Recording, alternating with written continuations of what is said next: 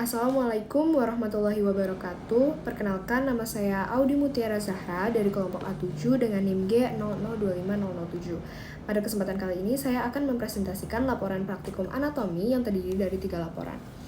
Jadi dimulai dari struktur anatomi, ini dimulai dari vertebrae. Jadi pada laporan 1, di sini saya akan menjelaskan struktur anatomi vertebrae dari ossa, ligamenta, dan juga artikulasionya.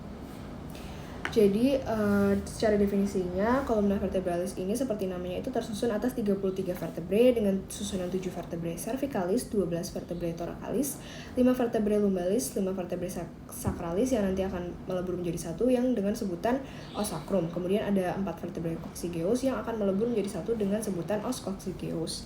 Kemudian untuk vertebrae cervicalis sendiri itu dibagi menjadi 2, ada yang tipikal dan juga atipikal. Jadi yang tipikal sendiri itu terdiri dari vertebrae cervicalis 3 dan juga vertebrae cervicalis yang ke-6 sampai ke-6. Kemudian untuk vertebrae cervicalis atipikal itu terdiri dari vertebrae cervical yang 1, 2 dan juga 7. Kemudian untuk dimulai dari yang atipikal itu ada vertebrae cervicalis 1 atau biasanya itu disebut dengan os atlas. Jadi os atlas ini secara strukturnya itu terdiri dari ada yang paling khas itu ada tuberculum anterius dan juga tuberculum posterius. Kemudian yang besar ini adalah foramen vertebrae. Kemudian yang di sebelah sini itu foramen yang lebih kecil itu foramen transversarium. Kemudian ada massa lateralis atlantis yang warna biru ini. Kemudian di sini ada arcus posterior atlantis dan arcus anterior atlantis karena ini anterior dan ini posterior. Kemudian ini yang dari inferiornya atau caudalnya itu di sini ada sama tadi, cuman ini adalah tampak dari bawah gitu. Next, ini ada vertebrae cervicalis yang kedua atau biasa disebut dengan os aksis. Jadi secara strukturnya itu ada apex dentis, kemudian ada fascias articularis posterior. Terus di sebelah sini ada corpus vertebrae. Jadi yang ini corpus vertebrae. Kemudian di sini ada prossus spinosus. Kemudian di sini ada foramen transversarium dan yang paling besarnya yang di tengah itu foramen vertebrae. Next, ini ada vertebrae cervicalis yang nomor 7. Jadi vertebrae cervicalis yang nomor 7 ini dia terdiri dari processus uncinati, kemudian ada processus articularis superior, kemudian yang kecil ini tuh disebut dengan foramen transversarium. Kurang lebih sama, cuman bedanya ini processus spinosusnya itu lebih panjang. Sekarang kita ke vertebrae thoracalis. Jadi ini ada di bawahnya si vertebrae cervicalis. Jadi untuk vertebrae thoracalis, jadi di sini itu ada ini corpus vertebrae-nya. Kemudian ada articulatio capitis costae, ada foramen vertebrae-nya pastinya, dan ada fovea costalis. Ini fovea costalis ini termasuk yang penting, fovea costalis superior. Ini sebelah sini, ini di sini. Ada processus articularis superior, processus transversus. Dan ini fovea costalis itu ada banyak, ada yang superior, inferior, dan ada yang fovea costalis processus transversi. Nah, jadi vertebrae thoracalis vertebrae thoracalis itu terdapat perbedaan fovea costalis setiap vertebrae thoracalisnya. Jadi bisa dilihat dari fovea costalis yang vertebrae thoracalis 1 itu tuh dia berbentuk bulat, tapi yang bagian fascias articularisnya itu berbentuk semi lunaris atau setengah lingkaran yang ini. Sama dengan halnya dengan yang vertebrae thoracalis 2 sampai 9 itu juga setengah lingkaran atau semilunar. Vertebrae thoracalis, fovea costalis vertebrae thoracalis yang ke-11 sampai ke-12 itu dia udah berbentuk bulat gitu. Selanjutnya ada vertebrae lumbalis. Di sini secara strukturnya itu di sini ada epiphysis annularis, ada pedicellus arcus vertebrae, terus ada foramen vertebrenya pastinya, dan ada di sini ada prosesusnya gitu. Next ada sacrum. Jadi secara strukturnya itu kayak gini. Ada prosesus, terus ini ada foraminanya, ada foramina sacralia anteriora. Terus di sini juga ada ini garis-garis ini linea transversa. Gitu. Dan yang paling bawah ini ada coccyx. Nih, coccyx itu terdiri dari 4. Terus ada discus intervertebralis. Jadi ini tuh sebagai peredam benturan. Nah, sekarang untuk ligamentumnya itu terdapat ligamentum longitudinal anterius. Itu tuh berjalan dari facies pelvina sacrum hingga ke tuberculum anterius vertebrae cervicalis 1 gitu. Terus ada ligamentum longitudinal posterius. Ini tuh dia lebih lemah daripada ligamentum longitudinal anterius yang tadi itu. Dan dia ini adalah bagian posterior corpus vertebrae dan posterior discus intervertebralis. Jadi dari vertebrae cervicalis 2 sampai sacrum. Ada ligamentum supraspinal. Jadi ini pastinya karena supraspinal dia menghubungkan ujung-ujung prosesus spinosus dari vertebrae cervicalis 2 hingga sacrum. Gitu. Terus ada ligamentum interspinosum, pastinya dia untuk menghubungkan keseluruhan prosesus spinosus karena interspinosum. Ada ligamentum intertransversalia, karena intertransversalia berarti menghubungkan atau yang berjalan di antara prosesus transversus. Articulationnya sekarang. Jadi dimulai dari articulatio ancavertebralis, kemudian ada articulatio zygofovealis, articulatio atlanto-occipitalis. Karena atlanto-occipitalis pastinya ini terbentuk dari facies articularis superior os atlas dengan condylus occipitalis, makanya namanya articulatio atlanto-occipitalis. Terus ada articulatio atlanto-axial, itu karena dia itu pastinya terbentuk dari os atlas sama os aksis, makanya namanya atlanto-axial. Next, sekarang ada plexus brachialis. Jadi di laporan kedua ini itu saya akan menjelaskan rangkaian dan susunan dari plexus brachialis. Jadi secara definisi sendiri plexus brachialis itu adalah inervasi ekstremitas superior gitu, yang adanya anyaman syaraf dari nervus cervicalis 5 hingga nervus thoracalis yang pertama, yang akan berakhir menjadi 3 fasciculus, yaitu fasciculus lateralis, fasciculus medialis, dan juga fasciculus posterior. Gambarnya itu kurang lebih seperti ini. Jadi dari cervicalis 5 sampai thoracalis 1.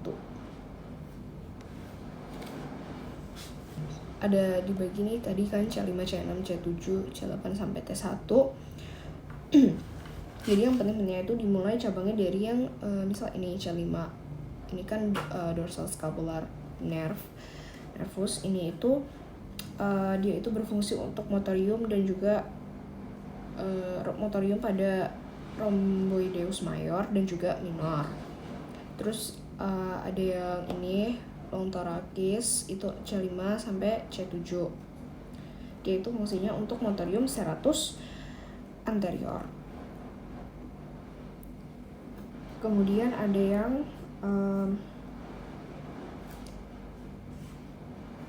C8T1 ini itu medial pectoral nervus. Dia ini fungsinya untuk motorium kulit pada medial sepertiga distal brachium gitu. Terus ada yang C5 sampai C6 ini ada banyak yang C5, dari C5 sampai C6. Jadi kayak gini caranya, kayak gini, terus membentuk di sini C5 sampai C6 itu ada yang nervus axilla, terus ada ini ada subclavius, muscle, terus habis itu ada yang upper subscapular nervus. Nah ini tuh tadi yang ini yang axilla nervus ini tuh fungsinya untuk motorium deltoideus. Nih, terus yang tadi subscapularis yang tadi subclavius tadi, dia itu fungsinya untuk motorium subclavius gitu. Next, sekarang ke struktur anatomi dari regio femoralis. Jadi di laporan ketiga ini itu akan menjelaskan tentang anatomi regio femoralis yang meliputi dari ossa, musculi, dan juga inervasinya. Nah, ini jadi regio femur. Jadi ini tuh dibagi ya, ada epiphysis proksimal, terus ini diaphysis bagian badannya, dan yang ini adalah epiphysis distal. Jadi ini bagian anteriornya tuh ini, dan ini posterior, dia yang lebih kasar, dan dia itu ada lineanya gitu. Ada linea aspera yang medial sama ada yang lateral. Terus di sini ada foramen nutrien. Terus di sini itu ada fascias polypteal. Terus ada di sini kan ada condylus yang lateral dan juga ada condylus yang medial yang ini. Jadi di tengah-tengahnya ini namanya itu condylus. Jadi fossa intercondylus. Terus sama sih, ini yang bagian anteriornya. Di sini ada lateral epicondylus. Terus di sini ada medial epicondylus. Terus di sini itu juga ini namanya fascias patella. Oke, next. Jadi untuk muskulinya sendiri dari regio femoris itu dibagi-bagi, ada yang muskuli di femoris anterior, lateralis, medial, dan juga posterior. Nah, ini dimulai dulu dari regio femoris anterior. Jadi di sini tuh ada yang khas di bagian femoris anterior ini. Jadi itu ada yang musculus iliacus ini. Musculus iliacus ini itu dia inervasinya itu oleh nervus femoralis. Terus ada musculus psoas major yang ini, musculus psoas major.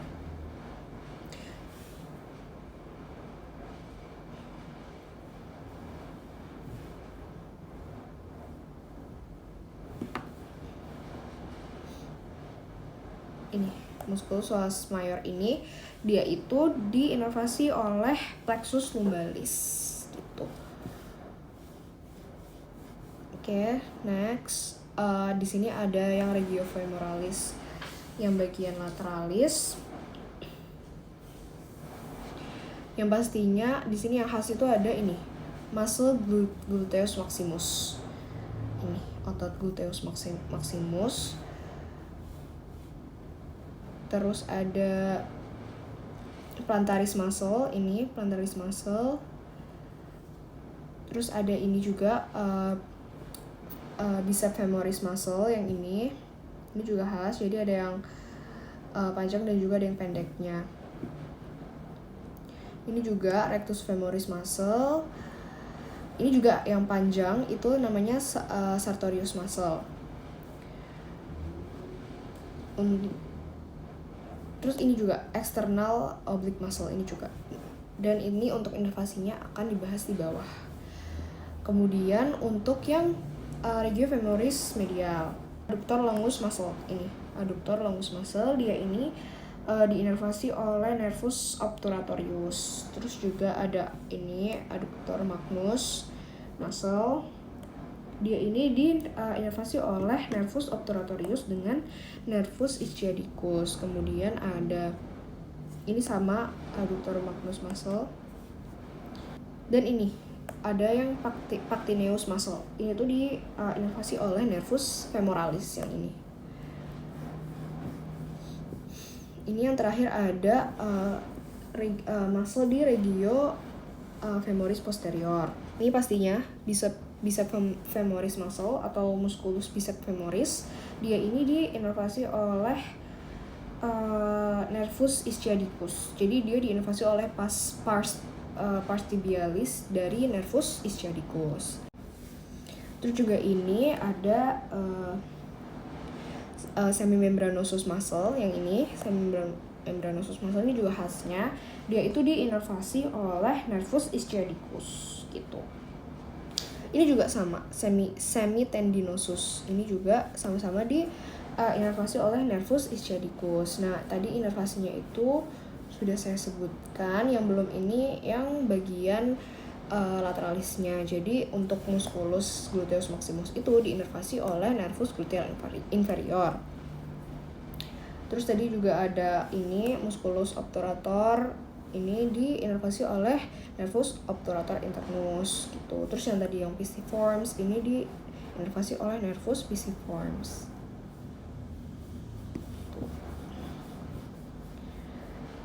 Sekian, terima kasih. Cukup sekian video laporan anatomi dari saya, kurang lebihnya mohon maaf. Wassalamualaikum warahmatullahi wabarakatuh.